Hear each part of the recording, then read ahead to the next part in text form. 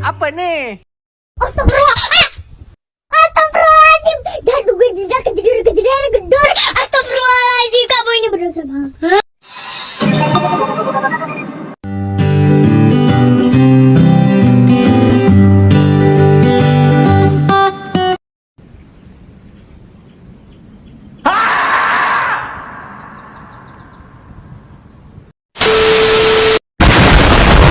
Assalamualaikum warahmatullahi wabarakatuh. Hai guys, perkenalkan nama saya Mus'ab Afika.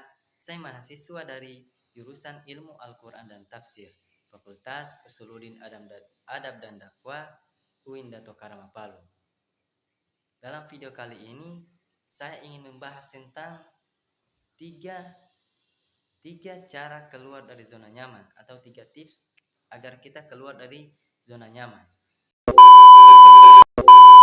Ya, 3 cara atau 3 tips keluar dari zona nyaman. Yang pertama harus kita tahu dulu, apa sih zona nyaman itu sebenarnya? Jadi, zona nyaman adalah kondisi psikologis di mana seseorang merasa puas atau merasa terlalu nyaman di lingkungan dan circle-nya yang sekarang, sehingga dia tidak mencoba keluar dari circle-nya untuk mencoba hal-hal baru. Karena ketika kita sudah berada dalam satu lingkungan yang monoton, yang itu-itu saja, yang hari-harinya kita hanya beraktivitas atau dengan orang-orang itu saja, maka otomatis hidup kita ini akan sulit berkembang, akan sulit untuk bertumbuh. Kenapa sih kita harus keluar dari zona nyaman? Memang seberbahaya itu zona nyaman? Apa sih bahayanya zona nyaman? Salah satu alasan utama kenapa kita harus keluar dari zona nyaman adalah karena ketika kita berada di dalam zona nyaman atau berada di titik ternyaman kita, di circle ternyaman kita, maka diri kita ini cenderung tidak akan bertumbuh. Karena kita tidak akan mendapatkan hal-hal yang baru di luar circle kita, di luar lingkungan kita. Maka itu akan membuat hidup kita, membuat diri kita akan sulit sekali untuk bertumbuh.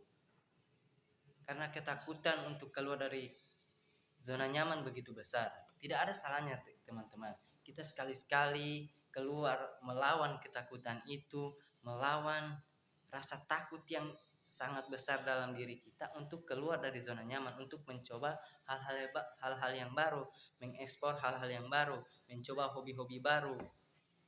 Agar kenapa? Agar supaya kita ini terus bertumbuh dan berkembang.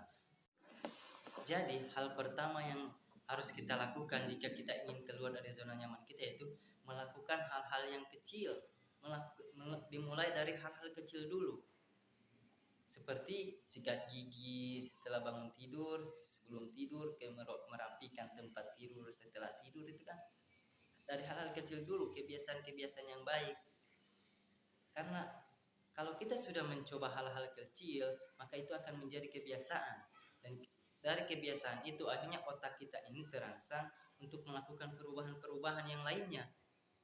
Karena kalau otak sudah melakukan perubahan-perubahan atau sudah mengaktifkan sistemnya itu, maka otomatis kita ini akan mudah untuk berubah. Hidup kita akan mulai tertata. Yang kedua yaitu ubah rutinitasmu atau ubah rutinitas kita sehari-hari ini. Pernah gak sih teman-teman merasa kayak bosan dengan rutinitas yang itu aja loh?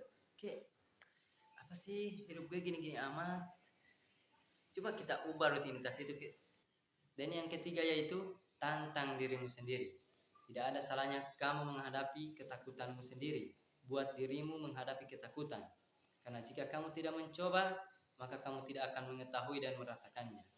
Jangan jadikan ketakutan sebagai sesuatu yang negatif, tapi jadikanlah itu sebagai motivasi, sebagai dorongan untuk bisa menjadikan dirimu bisa berkembang lebih jauh lagi. Setiap kali kamu mencoba salah satu tantangan baru, berarti kamu telah membuktikan pada dirimu sendiri bahwa kamu bisa melakukan lebih dari apa yang ada di pikiranmu. Jadilah versi terbaik dalam hidupmu, karena yang bisa mengubah dirimu hanya dirimu sendiri.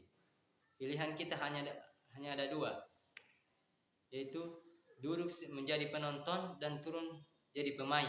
Bisa juga jadi wasit, tapi jangan kelamaan jadi wasit, nanti kena komen satu Indonesia.